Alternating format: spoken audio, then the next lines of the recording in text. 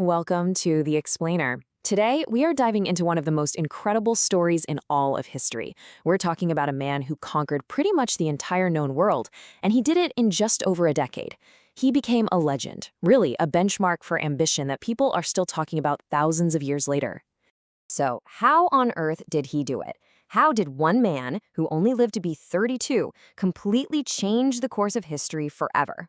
Well, that's what we're here to figure out. We're talking, of course, about Alexander the Great. And trust me, it is an absolutely breathtaking story of genius, ambition, and pure, relentless conquest. All right, let's set the scene. Our story begins right here in 356 BCE in the Kingdom of Macedonia. And you know, the legends say he was born on a night filled with thunder and lightning, which, when you think about it, is a pretty dramatic entrance for a guy who was about to shake the world to its core. And it all ends, unbelievably, just 32 years later. He's in the very heart of the massive empire he built from scratch, leaving behind a legacy and a mystery that we're still trying to unravel. So, let's start at the beginning. Part 1. A mythical beginning. You see, Alexander wasn't just born a prince.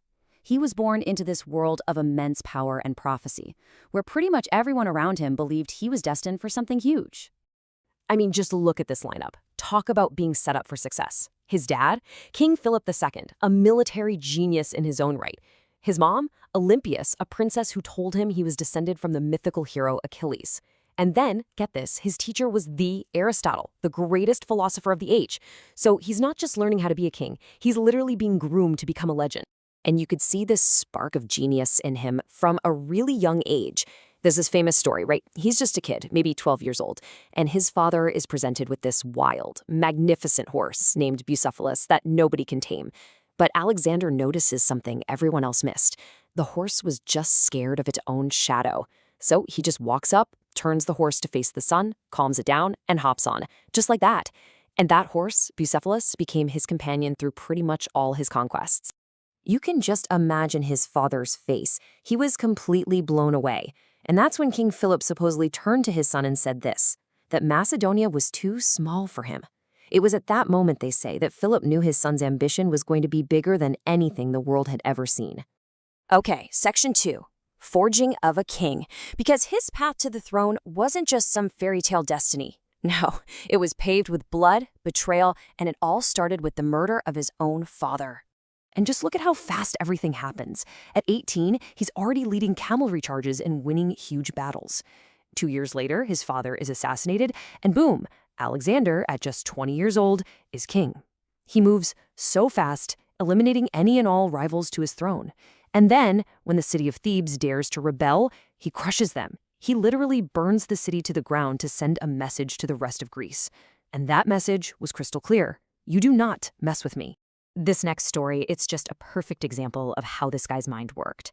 So there's this ancient legend of the Gordian knot, this impossibly tangled mess of rope. And the prophecy said that whoever could untie it would rule all of Asia. Well, people had been trying for centuries, right? So what does Alexander do? He just looks at it, draws his sword, and slices it right in half. He didn't play by the rules, he just changed the game. It was a perfect, audacious symbol for his entire approach to conquest. All right, Part 3, Conquest of an Empire. So, with Greece united behind him, mostly out of fear, Alexander sets his sights on the ultimate prize, the one thing his father always dreamed of but never achieved, taking down the Persian Empire, the biggest, baddest superpower on the planet. So he marches into Persia, and at the Battle of Issus, he comes face to face with the entire Persian army. And look at these numbers. He is vastly, vastly outnumbered. We're talking maybe 40,000 of his guys against 100,000 Persians. And the Persian emperor, Darius III, is there himself, probably thinking this is going to be an easy win. So what does Alexander do? He does the unthinkable. He personally leads a cavalry charge, a spearhead aimed directly at Darius. He's going right for the king. And Darius, seeing this absolute force of nature charging at him, just panics. He turns his chariot around and flees the battlefield. And when an army sees its king run away, well, it's over. The whole Persian line just collapsed. And to top it off, Alexander captures Darius's family but treats them with respect, which just made his own legend grow even bigger. From there, he heads down to Egypt. And the Egyptians, they hated being under Persian rule. So when Alexander shows up, they don't see him as another conqueror. They welcome him as a liberator, a savior. They even declare him the son of a god at the Oracle of Siwa. And right there, on the coast, he founded a city that would change the world, Alexandria, a future beacon of knowledge and culture. But Darius isn't done yet. Oh no, he raises another army for one last showdown at Gaugamela. And this time, look at the numbers, it's even more insane. Over 200,000 Persians. But this is where Alexander's military genius just shines. He uses this brilliant, risky tactic, creating a gap in the enemy line on purpose, and the second that gap opens, he leads the charge straight through it, aiming for Darius again. And just like before, Darius flees. That was it. That was the knockout punch. The Persian Empire, after centuries of rule, was now his. Okay, part 4, the price of absolute power. Because when you become the most powerful person in the world, that kind of power, well, it starts to change you. So Alexander starts to adopt Persian customs. He wears their clothes, and he starts demanding that his own Macedonian generals bow down to him like he's a god. For his guys, his loyal soldiers who'd fought with him for years, this was just too much. And one night, his close friend, Clytus the Black, a man who had literally saved Alexander's life in battle, he just snaps. He tells Alexander to his face that he's forgotten who he is, that he's become just like the barbarians they came to conquer. And in a drunken rage, Alexander grabbed a spear and ran him through. He killed his own friend, the man who saved his life. When he sobered up, he was supposedly horrified. He mourned for days, but the damage was done.